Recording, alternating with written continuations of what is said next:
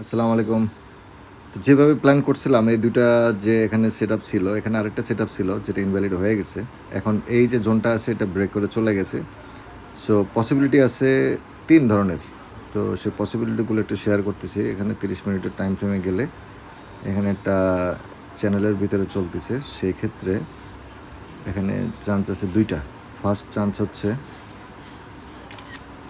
না ২ টা না ৩ টা চান্স আছে। একটা হচ্ছে এটা আসবে, এই যেটা ভেঙে চলে গেছে এখান থেকে রিটেস্ট হয়ে আবার আপে যাবে।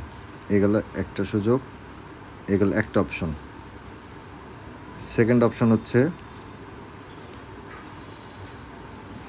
অপশন হচ্ছে যেহেতু এটা ৩-৪ বার টাচ করে ফেলছে, প্লাস কালকে উইক শেষ, সেই হিসেবে সুযোগ আছে একটা এখান থেকে এসে এটা ব্রেক করে রিটেস্ট করে পড়া।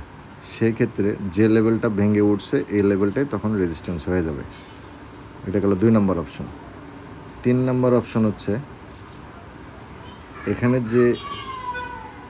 যে H1 এর যে জোনটা আছে, এটা আর একটু এসএলটা তুলে দিই। এসএল খুব শর্ট, একটু বেশি তুলে হয়, ২০ পিস মাত্র। সেক্ষেত্রে এখানে H1 এর যে জোনটা আছে, সেক্ষেত্রে যদি এটা কোনো কারণে